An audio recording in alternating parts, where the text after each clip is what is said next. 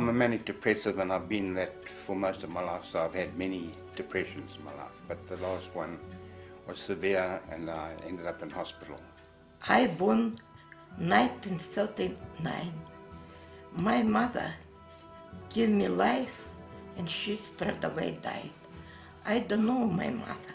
I'd had an operation on my head.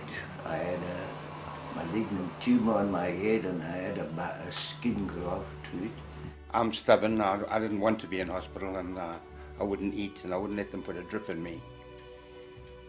And I was there for 2 months, and after 28 days of not eating and being in depression, they phoned my wife and said that I was dying and that my organs were closing down.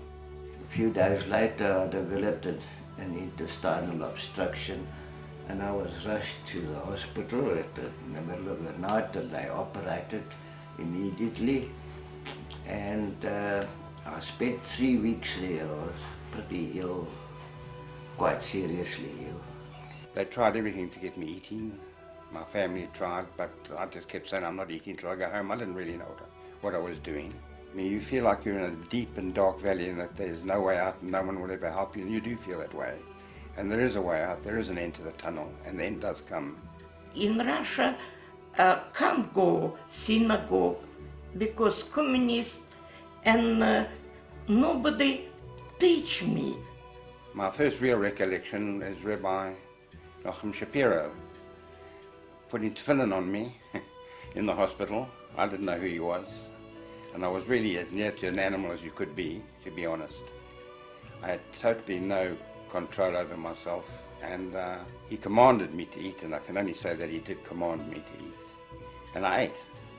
When coming to Australia, 1980, I straight away think, I give everything. I have grandchildren. I want my grandchildren know about Jewish everything. He said it's a commandment. Hashem said you've got to eat, you've got to eat. It's a mitzvah, eat. He really was very authoritative. And I think to some extent he reminded me of my father, and I was so much in regressed that I just behaved like a child and ate. Nobody else had spoken to me with that authority and that sureness, and it got through to me. While I was in the hospital, it was on the Rosh Hashanah, and I've never missed hearing the shofar being blown in my life, and I was utterly thrilled and thankful when Mendy and his friend walked all the way from St. Ives to the Sands Hospital. It was raining heavily when they came, and they came into my ward and they blew the shofar for me. And I think that's what made me maintain my life, that kept me going. I was very grateful, thankful for it. Chabad making religion something, from my point of view, that is enjoyable instead of something that is awesome. Something where you want to be. You want people to come because they enjoy it and not because it's the law. I believe God hears me, and I believe that my painting comes through him.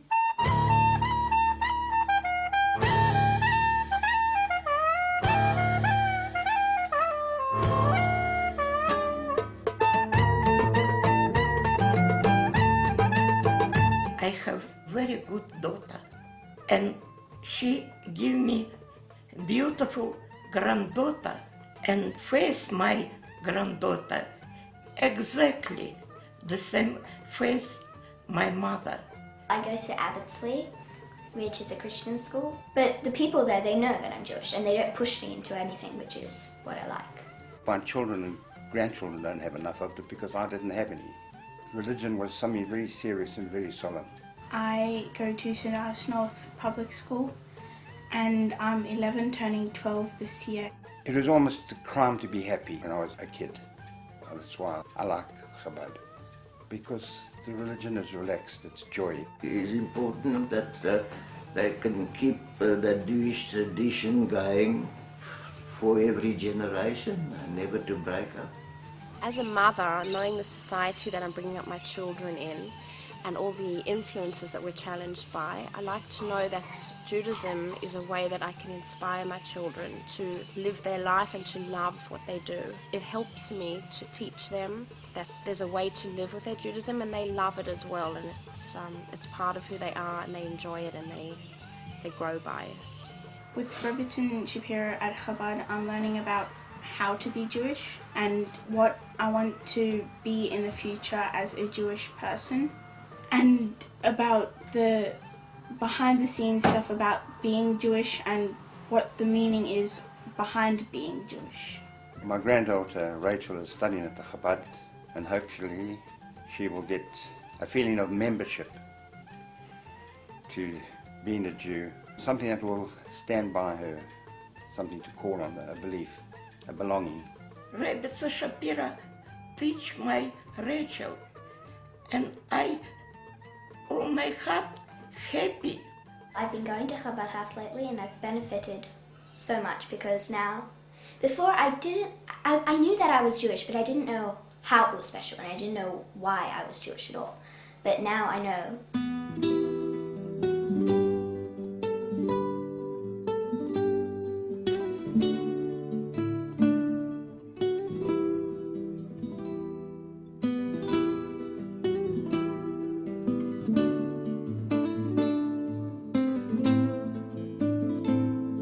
Rabbi Shapira give Rachel what need give for Jewish.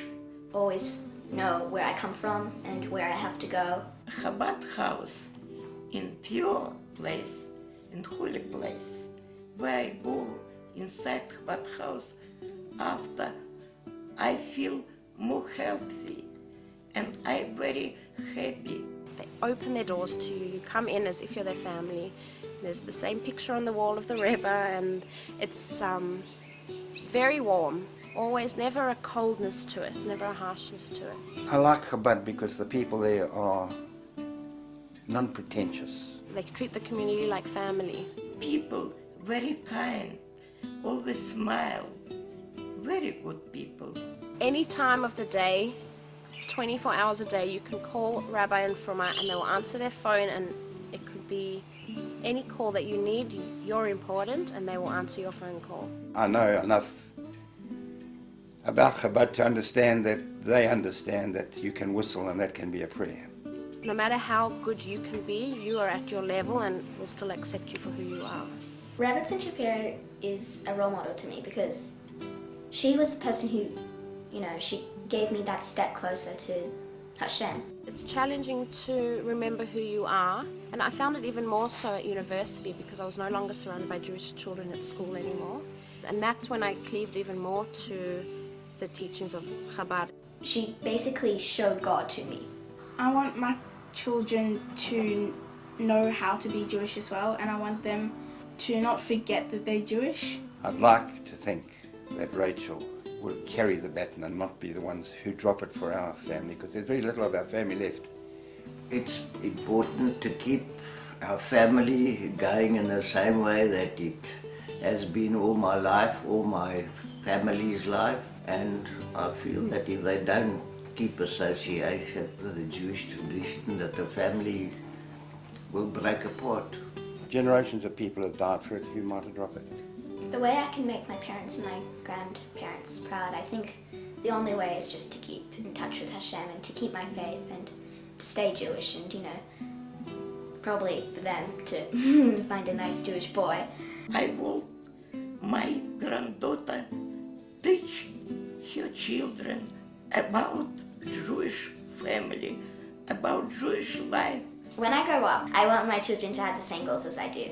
I want my grandchildren not forget grandparents.